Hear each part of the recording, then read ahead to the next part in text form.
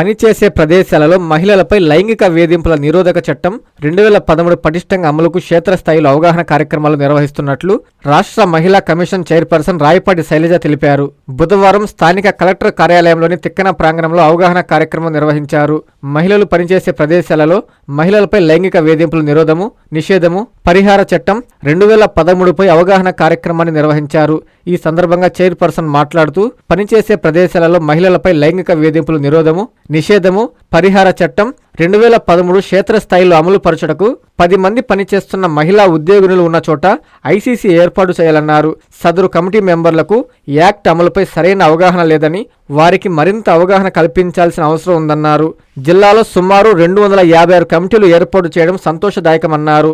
ICC కమిటీలు కేవలం కాగితాల మీద కాకుండా చట్టం పటిష్ట అమలుకు తగు చర్యలు తీసుకోవాలన్నారు. ఈ కార్యక్రమంలో ఆర్డీఓ అనూష, మహిళా కమిషన్ సలహాదారు సూయజ్, డ్వామాపీడి గంగా భవానీ, జిల్లా అధికారులు, యూనివర్సిటీ, ప్రైవేటు సంస్థల ప్రతినిధులు తదితరులు పాల్గొన్నారు. ఎవరైతే ఆ ఆఫీస్ హెడ్ కానీ కాలేజ్ హెడ్ కానీ ఉంటుందో వాళ్ళది దాంట్లో భాగంగా వీళ్ళు పాష్ యాక్ట్ అనేది అక్కడ ఇంప్లిమెంట్ చేయాలి. దానికి సంబంధించి ఐసీసీస్ ఫామ్ చేయాలి. అక్కడ పనిచేసే ప్రతి ఒక్కరికి కూడా, అంటే టాప్ లీడర్షిప్ నుంచి కింద లెవెల్లో పనిచేసే వర్కర్ వరకు కూడా తెలియాల్సిన అవసరం ఉంది. ఇది జరగట్లేదు. అలాగే వీళ్ళు డిస్ట్రిక్ట్ కలెక్టర్స్ అడుగుతున్నా కానివ్వండి, విమెన్ అండ్ చైల్డ్ అడుగుతున్నా కానీ, లేకపోతే లేబర్ డిపార్ట్మెంట్ అడుగుతున్నా కానీ చాలామంది కంప్లై అవ్వట్లేదు. వాళ్ళ రిపోర్ట్స్ పంపించట్లేదు, లేకపోతే ఐసీసీలో మా ఈ మెంబర్స్ ఉన్నారని చెప్పట్లేదు. ఇవేమీ కూడా జరగట్లేదు. అలాగే వాళ్ళు 2-3 నెలలకు ఒకసారి మీటింగ్ పెట్టుకొని ఏమైనా కంప్లైంట్స్ ఉన్నాయా మా దగ్గర ఉంటే కనుక మేము ఏం చేసాం అనే రిపోర్ట్ కూడా యాక్చువల్లీ పంపించాలి డిస్ట్రిక్ట్ కలెక్టర్కి. అలాగే పాష్ డాష్ బోర్డ్లో కూడా పెట్టాలి. కానీ ఇవేమీ జరగట్లేదు. సో చాలా ల్యాప్సెస్ ఉన్నాయి. ఎందుకంటే ప్రతిసారి సెంట్రల్ గవర్నమెంట్ కానివ్వండి ఏదైతే షీ బాక్స్ తీసుకొచ్చింది ఇలాంటి ఇష్యూస్ జరగకూడదని చెప్పి, అలాగే సుప్రీంకోర్టు కూడా 10 సార్లు ప్రతిసారి కూడా చెప్తుంది పాష్ యాక్ట్ స్ట్రిక్ట్గా ఇంప్లిమెంట్ అవ్వాలని. యూజీసీ కూడా చెప్తుంది, కానీ ఎక్కడా కూడా రియాలిటీలో గ్రౌండ్ రియాలిటీలో జరగట్లేదు. సో దీన్ని మేము ఒక ఎజెండాగా తీసుకొని especially at least to make sure in Andhra Pradesh at least 95 to 100% complaints rate ఉండేటట్టుగా కూడా మేము ఈ sessions in coordination with WCD కానివ్వండి డిస్ట్రిక్ట్ అడ్మినిస్ట్రేషన్తో కలిపి చేస్తున్నాము.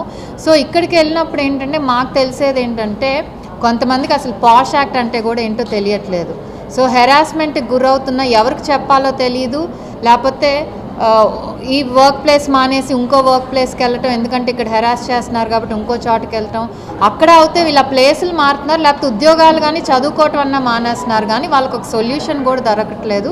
సో దీన్ని బేస్ చేసుకొని కూడా మేము ఈ మీటింగ్స్ అనేది పెట్టడం జరుగుతుంది. అలాగే చాలామంది ఐసీసీ మెంబర్స్ కూడా ట్రైనింగ్ లేదు. అంటే ఒక కంప్లైంట్ వస్తే ఎలా డీల్ చేయాలి, దాన్ని ఎలా హ్యాండిల్ చేయాలి, ఏం యాక్షన్ తీసుకోవాలనేది కూడా ట్రైనింగ్ లేదు. కాబట్టి దాని మీద కూడా మేము ఫోకస్ చేస్తూ ఈ విమెన్ కమిషన్ తరపు నుంచి అలాగే డబ్ల్యూసీడీ కోఆర్డినేషన్ డిస్ట్రిక్ట్ అడ్మినిస్ట్రేషన్ కోఆర్డినేషన్తో ప్రతి జిల్లాలో కూడా ఈ కార్యక్రమం చేపడుతున్నాం.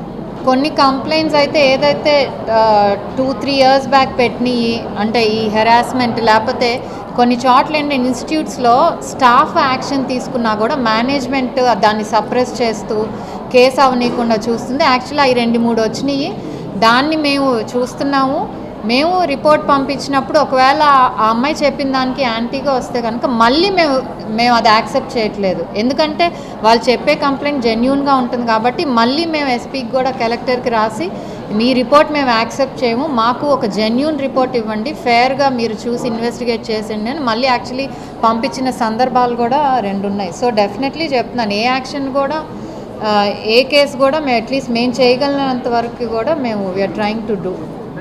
అట్లీస్ట్ ఇప్పుడు అంటే ఇంతకుముందు తెలియదు కాదండి, అట్లీస్ట్ నా వరకు అయితే నాకు పైనుంచి ఏం ప్రెషర్ లేదు. ఈ కేసు డీల్ చేయొద్దు, ఇది చేయొద్దు, లేకపోతే ఇది మనకు మన పార్టీకి సంబంధించి సో మీరు మాట్లాడొద్దు అనేం కూడా లేదు. ఎందుకంటే రీసెంట్ ఒక ఇన్సిడెంట్ మీద మేము రియాక్ట్ అయ్యాము. సో మాకు ఎవరు కాల్ చేసి ఎందుకు రియాక్ట్ అయ్యామని ఎవరు అడగలేదు. బికాజ్ వెన్ వీఆర్ అంటే మనం ఇంతమంది విమెన్ వచ్చి బయట పనిచేయాలన్నప్పుడు అలాగే గవర్నమెంట్ పాష్ పొలిటికల్ పార్టీస్ కూడా అప్లై అవ్వాలని వాళ్ళు కూడా చూస్తున్నారు. సో అలాంటప్పుడు దాన్ని సప్రెస్ చేయాలని కూడా ఏం చూడరు. డెఫినెట్లీ ఏంటంటే అట్ ఎవ్రీ లెవెల్ ప్రతి ఒక్కరు కూడా నిజాయితీగా ఆలోచించి చేస్తే డెఫినెట్లీ ఇలాంటి కంప్లైంట్స్ తగ్గుతాయి. ప్రతి డాక్టర్ కల వెనక ఉన్న ధైర్యం, ప్రతి సాధకుణ్ణి నడిపించిన సంకల్పం Nellore Narayana.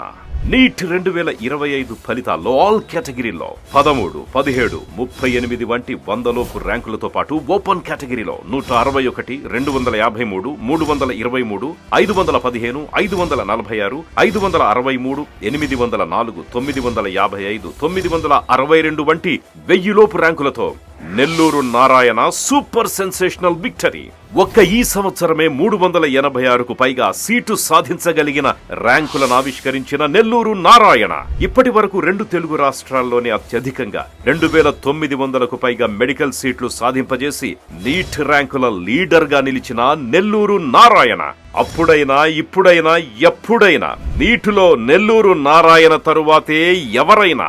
NEET long term అడ్మిషన్లకై సంప్రదించండి. Narayana medical academy, Nellore. Hi Nilor, please subscribe to N3 TV.